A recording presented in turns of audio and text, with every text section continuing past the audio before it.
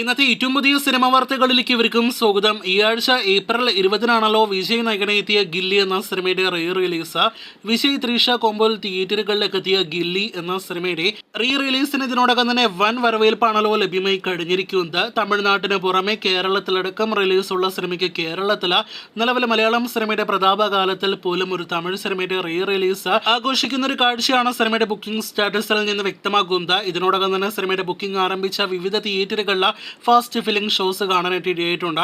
ഇതിനിടയിൽ തമിഴ്നാട്ടിൽ 300-ൽ പരം തിയേറ്ററുകളിൽ ആദ്യ ദിവസം റിലീസ് ചെയ്യുന്ന സിനിമയ്ക്ക് 1,00,000-ലധികം ടിക്കറ്റുകൾ വിറ്റഴിക്കപ്പെട്ടിരിക്കുകയാണ്. 1.5 കോടിയിലേക്ക് സിനിമയുടെ തമിഴ്നാട് പ്രീസെൽ കളക്ഷനും 3 കോടിക്കടുത്തേക്ക് സിനിമയുടെ വേൾഡ് വൈഡ് പ്രീസെൽ കളക്ഷനും അടുക്കുകയാണ്.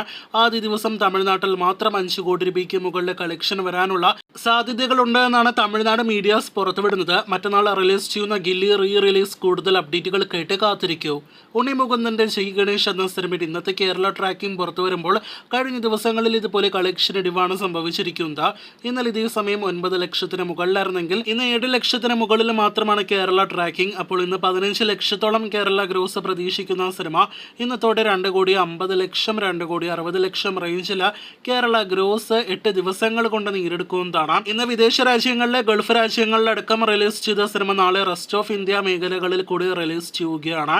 2 മേഖലകളിൽ നിന്നുള്ള കളക്ഷൻ കൂടി വരുന്നതോടെ സിനിമയുടെ പോക്ക് എങ്ങോട്ടാണ് എന്ന് ഉറപ്പാക്കാം. കാത്തിരിക്കൂ കൂടുതൽ ജയ് ഗണേഷ് ബോക്സ് ഓഫീസ് റിപ്പോർട്ടുകൾക്കായി. ഈ 2024 വർഷം തിയേറ്ററുകളിലേക്ക് എത്തുന്ന വമ്പൻ പാൻ ഇന്ത്യൻ സിനിമകളിൽ ഒന്നാണല്ലോ സൗത്ത് ഇന്ത്യയിൽ നിന്ന് വരുന്ന പുഷ്പ ദി റൂൾ എന്ന സിനിമ.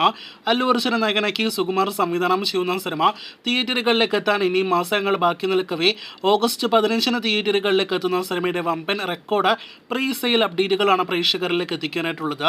സിനിമയുടെ OTT അവകാശങ്ങൾ അതോടൊപ്പം തന്നെ സിനിമയുടെ ഹിന്ദി തിയേറ്റർ റൈറ്റ്സ് എല്ലാം തന്നെ ഇപ്പോഴത്തെ റെക്കോർഡ് തുകയ്ക്ക് വിറ്റഴിക്കപ്പെട്ടിരിക്കുകയാണ്.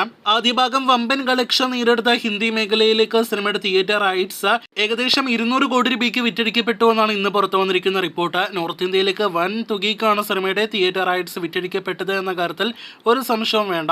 അതേസമയം മറ്റൊരു ഭാഗത്ത് ഡിജിറ്റൽ റൈറ്റ്സ് OTT അവകാശങ്ങൾ റെക്കോർഡ് തുകയ്ക്ക് വിറ്റഴിക്കപ്പെട്ടിരിക്കുകയാണ്. പുഷ്പയുടെ ആദ്യ ഭാഗം ആമസോൺ പ്രൈമാണ് സ്വന്തമാക്കിയതെങ്കിൽ രണ്ടാം ഭാഗം നെറ്റ്ഫ്ലിക്സ് ആണ് സ്വന്തമാക്കിയിരിക്കുന്നത്. 275 കോടി രൂപയ്ക്കാണ് പുഷ്പ ദി റൂൾ എന്ന സിനിമയുടെ OTT അവകാശങ്ങൾ നെറ്റ്ഫ്ലിക്സ് സ്വന്തമാക്കിയിരിക്കുന്നത്.